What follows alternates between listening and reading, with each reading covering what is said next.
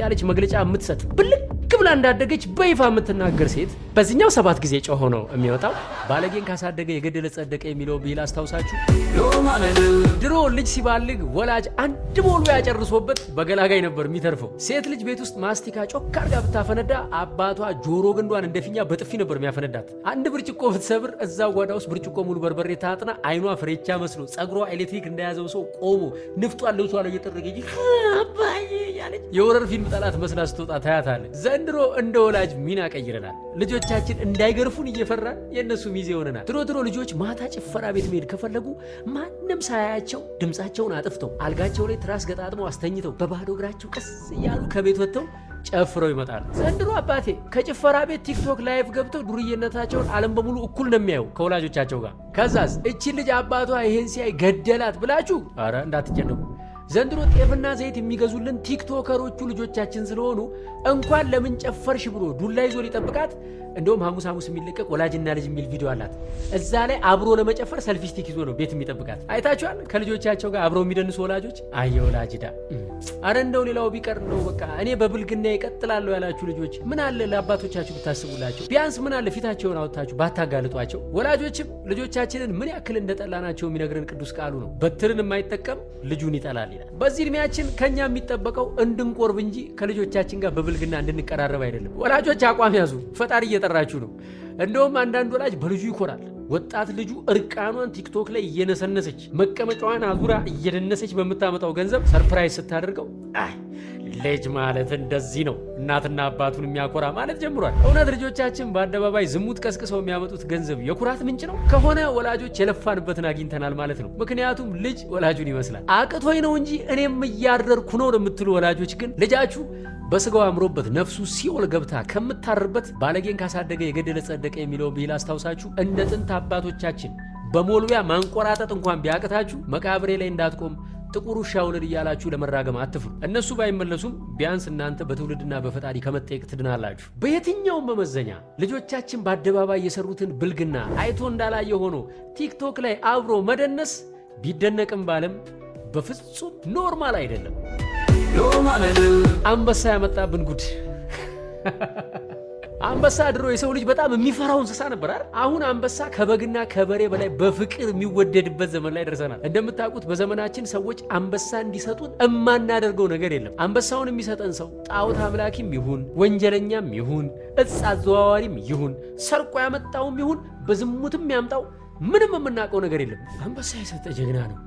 ልክ አንበሳው ሲወርድ ወይኔ አባቴ ኦንኮሎሎሎ የኔ ሽበላ የናይጄሪያ ቆንጆ ማርያምን የናይጄሪያ ዘፈን አጥንቼ እዘፍንልሃለሁ። 3 አንበሳ ካወረዳችሁ እራቁቷን ሻወር ማስወስዳት ቅንድቧን ትላጨው በብቷል። አይ ባለፈው እሱን ቀጥቻታለሁ። እንግዲህ አንበሳ የሰጠ ፊትሽን ዞረሽ የባለጌ ዳንስ ደንሽልኝ ቢል መብቱ ነው። እከሌም በስድብ አጥረግርግልኝ ካለም ኖር ጌታዬ ብሎ የስድብ ቧንቧ ከፍቶ ማደር ግዴታ ነው። አንበሳ ያለው ሰው ሃይማኖት የሚከለክለውን ሁሉ አርጉልኝ ቢል ይደረግለታል። ወይም ገና ሳይል የሚያስደስተው ተገምቶ ነው የሚፈጸምለት። እንግዲህ ይሄ ዲጂታል አንበሳ ገንዘብ ሆኖ እንኳን ፈጣሪያችንን እንዲህ ካስረሳን እውነተኛ የሚባላ አንበሳ መጥቶ ፈጣሪን ካልካዳችሁ ትበላላችሁ ብንባል እንዴት ልንቆም ነው? አባቶቻችን ክርስቶስን ካልካዳችሁ ለአንበሳ እንሰጣችኋለን እየተባሉ ገነትን ወረሱ። እኛ ደግሞ ክርስቶስ የማይፈልገውን ካደረጋችሁ አንበሳ እንሰጣችኋለን እየተባልን የሲኦል በር ላይ ደረሰን። አሁንም በሩ ላይ ብንቆምም ገና አልገባንም። እስትንፋሳችን እስካልተቆረጠች ዛሬም ለመመለስ ትልቅ ተስፋ አለን። እሱም እጁን ዘርግቶ እየጠበቀን ነው። ክብርን ሜዳ ጥሎ አንበሳ መሸለም ቢደነቅም ባለም በፍጹም ኖርማል አይደለም። የሚገርመው ነገር ሜካፕ ተቀብቶ ባጭር ልብስ ወጥቶ ኮንሰርትና ጭፈራ ቤት ገብቶ ሲጨፍሩ ማደር ኖርማል ከመሆኑ የተነሳ ከስር የሚጻፈው ኮሜንት ልብ ይነካል። ምን የሚል ኮሜንት አየሁ መሰላችሁ? የኔ እናት ስወድሽ መድኃኒዓለም አባቴ ከክፉ ሁሉ ይጠብቅሽ ይላል። እናትዬ ከመድኃኒዓለም የለመንሽው ምኑን ነው? ጭፈራው እንዳይሰናከል ነው ወይስ ስልኳ እንዳትሰረቅ? ከዚህ የከፋ ምን ገደል ውስጥ ትግባ? ለምትወጃት ሴት ይሄንን ነው የምትመኝላት? ግራ ገባኝ እኮ።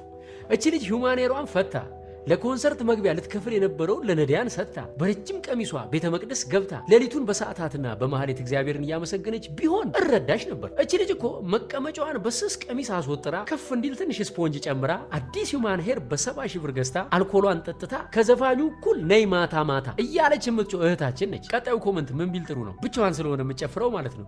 ማርያምን ስታምሪ የኔ ጨዋ በእናትሽ ያንቺን ባለጌ ያሳይ። ምንድነው የፈለግሽው? ማለት አሁን እኛችን ልጅ ባለጌ ለማለት ማለት ነው። ምንድነው ቆይ ማድረግ ያለባት? ልጅቷም እኮ ግራ ገባት እኮ በቃ ወጣ ያለ ነገር ስታደርግ የኔ ቆንጆ ስርዓትሽ እኮ ነው የሚገርመኝ እንላታለን። ቆይ ሰው ባለጌ እንዲባል የግድ አልጋ ላይ የነበረው የዝሙት ቪዲዮ መውጣት አለበት? ጭፈራ ቤት ድረስ የኔ ቆንጆ እያልን አጨብጭበን ከሸኛ ናቸው በኋላ ከሌሊቱ 8 ሰዓት ጭፈራው ሲያልቅ ምን እንድታደርግ ነበር የጠበቅነው? ልብስ ቀይራ ሰዓታት እንድትገባ ወይስ አድራ ጠዋት በዛው ጸበል እንድትጠመቅ? በነገራችን ላይ ኮሜንት ላይ የቅዱሳንን ስም አለቦታው ምንጽፍ ሰዎች እግዚአብሔር አስጠንቅቆናል። በኦሪት ዘጸአት ምዕራፍ 20 የእግዚአብሔርን የአምላክህን ስም በከንቱ አትጥራ፣ እግዚአብሔር ስሙን በከንቱ የሚጠራውን ከበደል አያነጻውምና ይላል እና አንዳችም ሃይማኖትን የሚገልጽ ግብር የሌለበት ቪዲዮ ስር የቅዱሳንን ስም እየጠሩ ሰውን ማቆለባበስ ላይክ ቢደረግም ቢደነቅም ባለም በፍጹም ኖርማል አይደለም። ያው ከስርዓት ወጣ ያሉ ቲክቶከሮች እኮ ባፋቸው አይሉትም እንጂ የውስጣቸውን በሚደንሱበት ዘፈን ይነግሩናል። አንዷ በዚህ ዘፈን ስትደንስ አየዋት። ምን ይላል መሰላችሁ? ዘፈኑ የአራዳ ልጅ ከዜሮ ተነስቶ ያመጣዋል የማይገባበት ገብቶ ይላል። እውነት ነው። አሁን የአራዳ ልጅ የተባልነው መስመር የለሽ ቲክቶከሮች ነን። የማንገባበት ቦታ የለም ታውቃላችሁ። ሽንት ቤት እንገባለን፣ መኝታ ቤት እንገባለን፣ የሰው ትዳር ውስጥ እንገባለን፣ ጭፈራ ቤት እንገባለን፣ ብቻ እናመጣዋለን። አዎ ምን ያመጣል? ዶላር። በቦሌም በባሌም ዋናው ዶላሩ ነው የሚለው ፍልስፍና ነው ከጀርባ ያለው። ስለዚህ ተመልካች እርቃን የሚወድ ከሆነ ምን ይደረጋል እንግዲህ ያው አወላልቀን እንሞክራለን አይደለም እንዴ? ወደደ ተመልካች ምን እናርግ? ተመልካች ሁማኔር ከወደደ ደግሞ ምን አማራጭ አለ? ያው ገዝተን እንሰፋለን። አሁን እኔ ስጋቴ ተመልካቹ ሰው ሲዘረፍ ማየት እንዳይወድ ነው። ዶር ቱ ዶር እንዳይጀምሩብን።